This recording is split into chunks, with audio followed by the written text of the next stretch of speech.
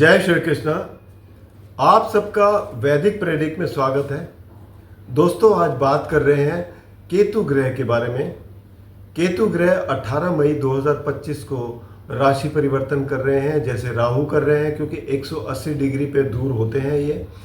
ये केतु जो है, इसे हम दक्षिणी नोड भी कहते हैं चंद्र की, क्योंकि छाया है। और इसे दूसरा नाम है ड्रैगन्स टेल। और इनका बहुत बड़ा महत्व रहता है कुंडली में, क्योंकि नवम ग्रह में हम 7 तो पिंड ग्रह हैं और 2 छाया ग्रह हैं, एक राहु और एक केतु।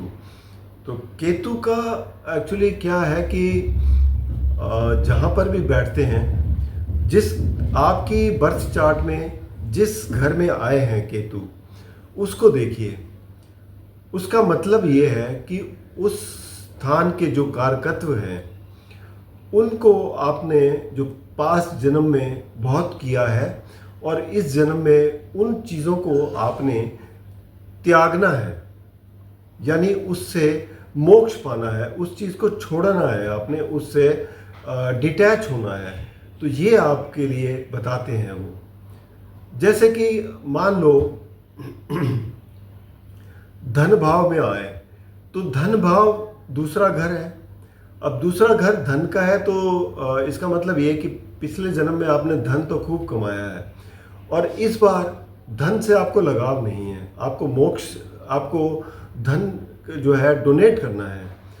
तो ये इस तरीके के आपको इस जन्म में ये प्रेरित करते हैं कि आप ऐसा कीजिए जिससे आपके जो केतु जो है वो आपके अच्छे होंगे।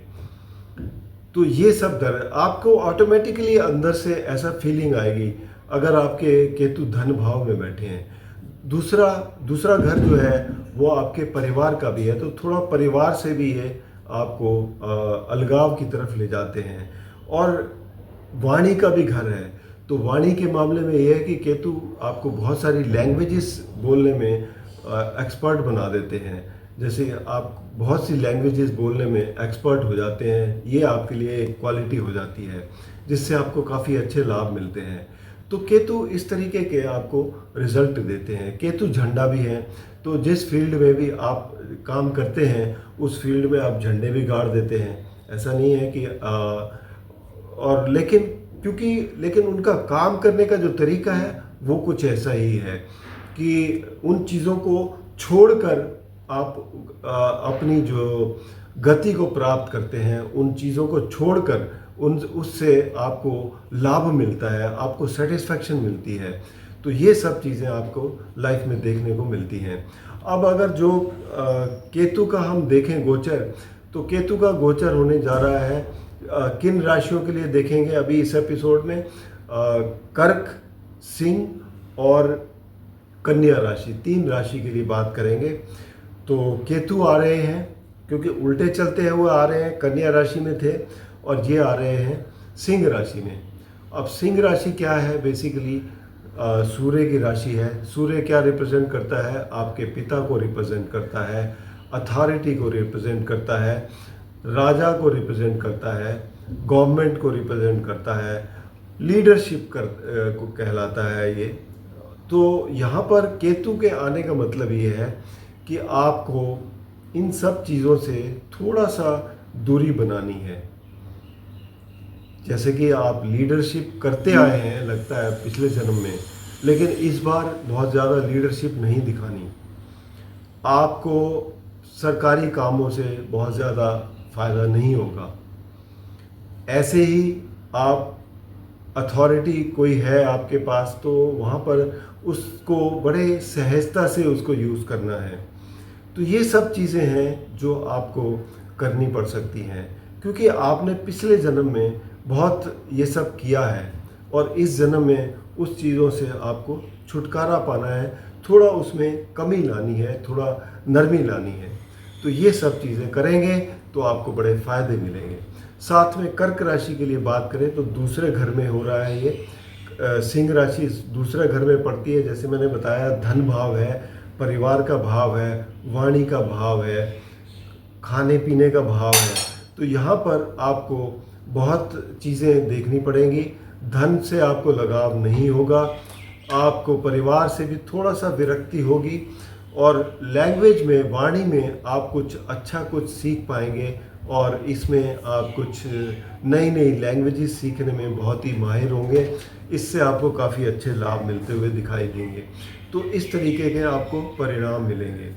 इसी तरीके से राहु, क्योंकि बिल्कुल अपोजिट है, 8वें घर में है, जो आपको अचानक से बहुत से लाभ देते हैं।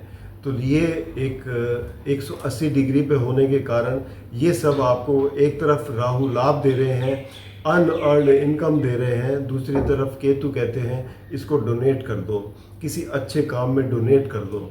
तो ये एक्चुअली इस तरीके से ये काम करते हैं। अब अगली राशि जो है हम बात करेंगे वो है आपकी सिंह राशि, और सिंह राशि में ही आ रहे हैं। तो सिंह राशि, जैसे मैंने बताया कि सरकार से रिलेट करती है, लीडरशिप से दिखाती है, और अथॉरिटी है। तो यहाँ पर आप सबको ये सब चीज़ें देखनी पड़ेंगी। इन सब चीज़ों से थोड़ी सी नरमी लानी पड़ेगी आपको। कुछ हो सकता है कि वो क्वालिटीज़ छोड़नी पड़े, क्योंकि पिछले जन्म में आपने बहुत कुछ किया है उस बारे में। तो यहाँ पर ये बताता है। और दूसरी तरफ राहु सप्तम भाव में बैठे हैं, पार्टनरशिप के घर में, आपको बहुत ही ज़्यादा एम्बिशियस बनाते हैं पार्टनरशिप में। आप बिज़नेस में बहुत कुछ अच्छा करना चाहते हैं, लोगों से फ़ायदा उठाना चाहते हैं, ये आपकी बहुत प्रबल डिज़ायर रहती है। तो ये जो यहाँ पर राहु लोगों के ऊपर आप बहुत अच्छे पार्टनरशिप में फ़ायदे उठाना चाहते हैं, तो केतु कहते हैं नहीं, रहने दो, उनसे ज़्यादा लाभ मत उठाओ। उनको जो है लाभ की जगह बल्कि कुछ अगर उनके लिए कुछ कर सको तो देखी जाए। दूसरा, साथ में अपने पर्सनल व्यक्तित्व को भी थोड़ा सुधारने की ज़रूरत है। केतु जब फर्स्ट हाउस में बैठे हैं तो अपने आप को भी एक कई चीज़ें हैं जो पास्ट, पिछले जन्म में आप नहीं कर पाए, इस जन्म में उसको सुधारने की ज़रूरत है। तो ये सब आपको देखने की ज़रूरत पड़ेगी। अब बात करेंगे अगली राशि जो है कन्या। अब कन्या राशि के लिए केतु का गोचर 12वें घर में होने जा रहा है। अब 12वें घर में देखा जाए तो केतु की क्योंकि 12वां घर एक वैसे भी मोक्ष का है, डोनेशन का है, खर्चे का है, और केतु की स्थिति यहाँ बहुत अच्छी गिनी जाएगी, क्योंकि केतु कारक ही इन सब चीज़ों के हैं। केतु कहते हैं छोड़ दीजिए सब कुछ, डोनेट कर दीजिए सब कुछ, और एक मोक्ष के राह पर चल पड़िए, स्पिरिचुअलिस्टिक, आध्यात्मिक की तरफ चल पड़िए। तो यहाँ पर ये आपको उस रास्ते पर ले जाएंगे जिससे आपको बहुत ही सेटिस्फैक्शन मिलेगी।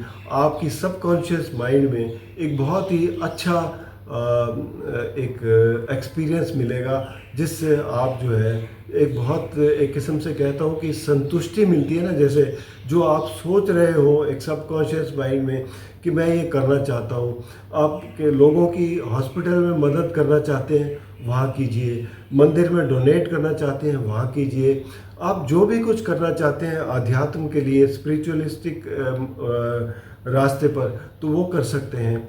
आप अगर विदेश से जुड़े कोई काम करते हैं उसमें भी आपको फ़ायदा मिलेगा।